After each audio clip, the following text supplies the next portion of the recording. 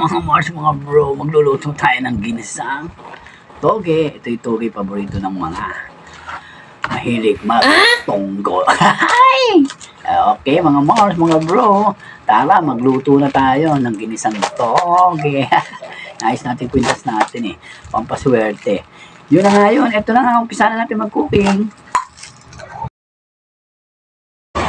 Yun na nga yung mga Mars, mga bro. Kung hindi ka pa nakapag-subscribe, welcome back my YouTube channel.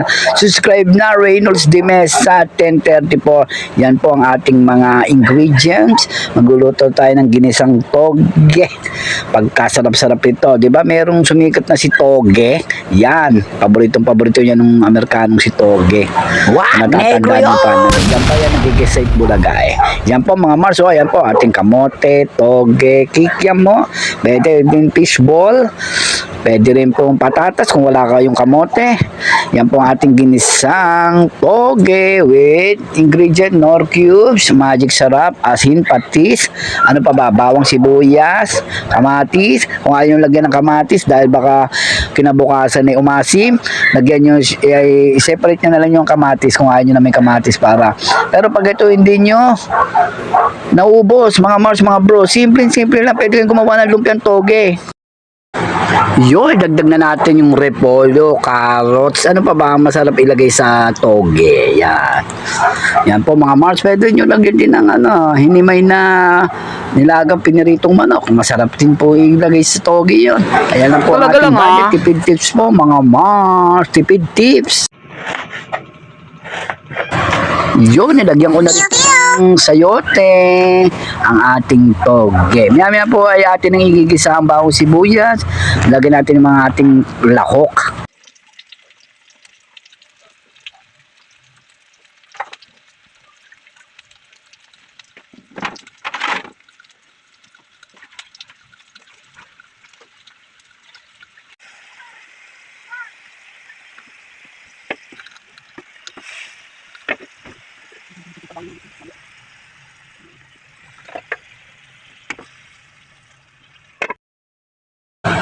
Yun, inahalo-halo ko na yung ating ginisang toge. Binaksa ko na yung ating pinakasangkap na toge.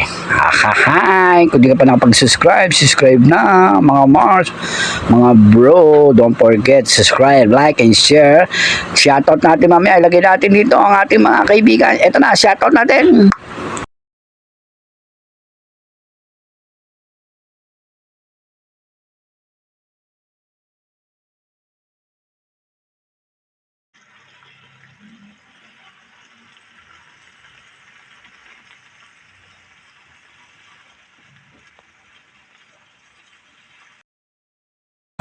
Yun mga Mars, mga bro, ganyan lang po kasimple-simple magluto ng ating ginisang toge.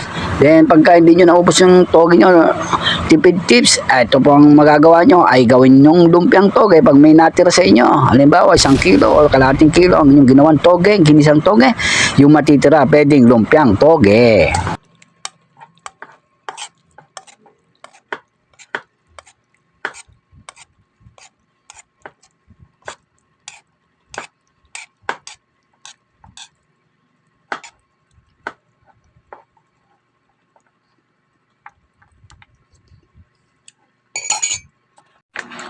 Good morning everyone. For today's my video, welcome back my YouTube channel.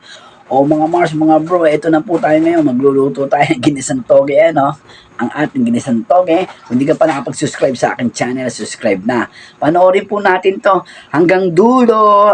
Then ngayon, isa-shoutout natin yung mga iba natin tropa dyan na gusto magpa-shoutout pag-araw nating live.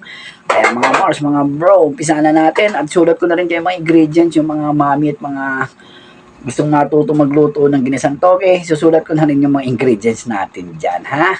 Kung di ka pa nakapag-subscribe, i-subscribe mo na si Reynolds de Mesa. May mga tip tayo pag tayo nagla-live at saka itong ating ginisang toge. Pag medyo alam nyo nang dahil sa dami ng kinain nyo at may natirang konting toge, alam nyo na gagawin nyo, pwedeng gawin siyang lumpiang toge. O tara, manood na tayo ha. Thank you so much sa inyo sa aking panonood dito sa aking YouTube channel. Wah! Bye! Yes, hanggang dito na lang. Ayan ang po, luto ng ating ginisang toge. Napaka-yummy! Tipid tips pa mga Mars. So yan o, simple-simple. Yummy! Ang sarap. Pwedeng pang negosyo at pang merienda at pang business. Thank you so much sa inyong panonood ulit sa aking YouTube channel. Bye-bye you. Hanggang sa ulitin.